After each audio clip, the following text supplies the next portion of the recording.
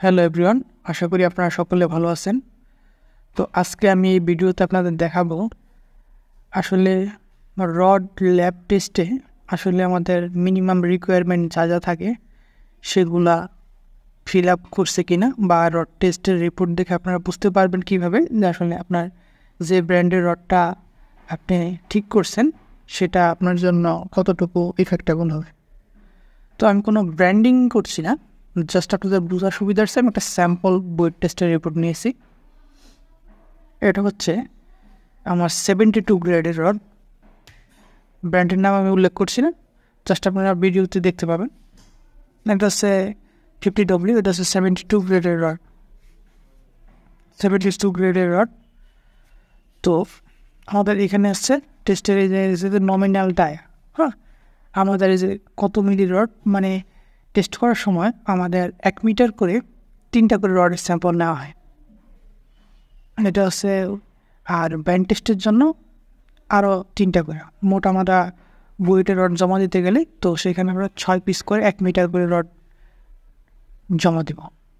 যে Dier rod test করাবো সেই ডায়ার রড, যেমন সাপোজ আমরা এখানে 25 মিলি রড আছে 3 পিস 1 মিটার করে জমা দিয়েছিলাম।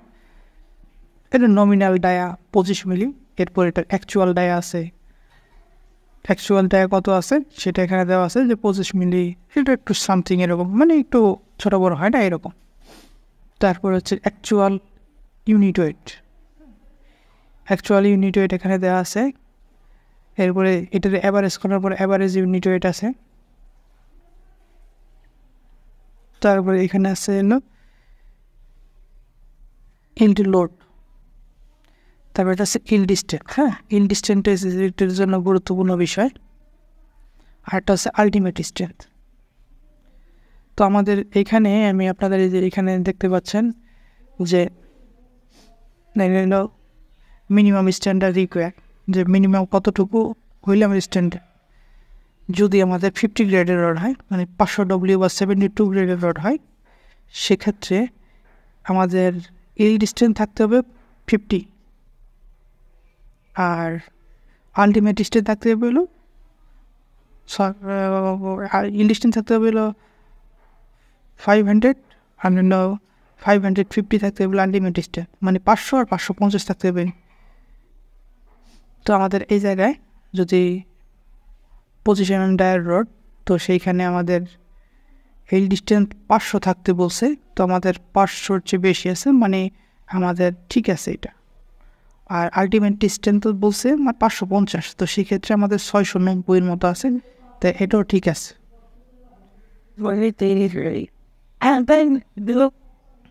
তারপরে হচ্ছে আমরা যে 20 মিলি ডায়ার রড,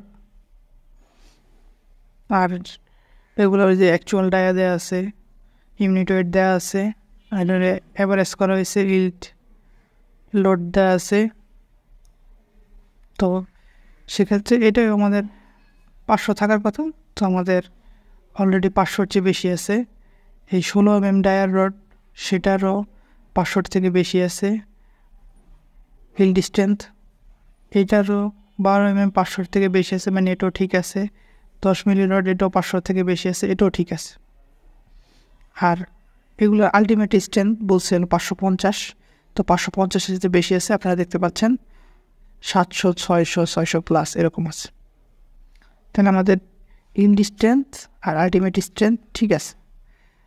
তো এখানে আমার বলছে আর ইলংগেশন, এই ইলংগেশনটা আমাদের 14% থাকতে হবে।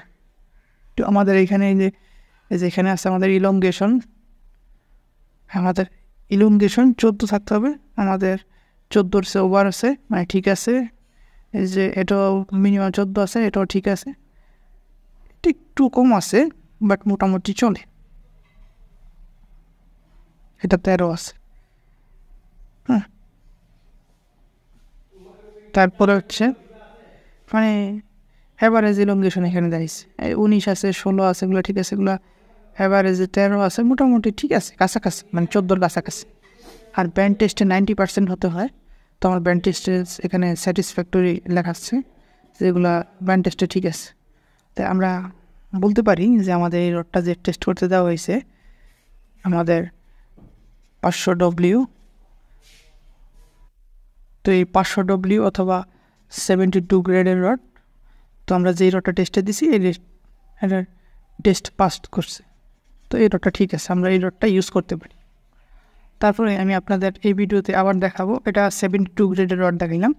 এরপরে টেস্টের রিপোর্টটা দেখাবো, এটা হলো 60 গ্রেডের রড। এটা হচ্ছে 60 গ্রেডের রড, যে 400W অথবা 60 গ্রেড এখানে লেখা আছে। তো আমাদের এখানে নমিনাল ডায়া দেওয়া আছে যে আসলে 60 গ্রেডের কত ডায়ার রড, 25 মিলি রড, 20 মিলি, 16 মিলি, 12 মিলি, 10 মিলি। তো এগুলো অ্যাকচুয়াল ডায়া কত পাওয়া গেছে ল্যাব টেস্টে, এই যে অ্যাকচুয়াল ডায়াটা দিয়ে দিচ্ছে। তারপর অ্যাকচুয়াল ইউনিট ওয়েট কত আছে, 1 মিটার রডের ওজন কত, এটা এরকম করে দেওয়া আছে। তারপর আমাদের আসলে দরকার হচ্ছে yield strength, ultimate strength, elongation, band test, এগুলা মোটামুটি দরকার। এগুলো হচ্ছে মেইন পয়েন্ট। রড টেস্টের রিপোর্ট দেখে আমাদের এগুলো আসলে বুঝতে হবে। আমাদের এখানে চার্টে বলে দেওয়া আছে 400W অথবা 62 গ্রেডের রডে আমাদের মিনিমাম ইল্ড স্ট্রেংথ থাকতে হবে 400, আর আলটিমেট স্ট্রেংথ থাকতে হবে 440। তো আমাদের ইল্ড স্ট্রেংথ আছে 400, তো আমাদের এগুলো 400 প্লাস আছে। তো এটা আছে, এগুলো 20 মিলি রডও 400 প্লাস আছে, 16 মিলি রডও 400 প্লাস আছে, আর 12 মিলি রডও 400 প্লাস আছে, 10 মিলি রডও 400 প্লাস আছে। তো আমাদের আলটিমেট স্ট্রেংথ বলছে 440 থাকতে হবে।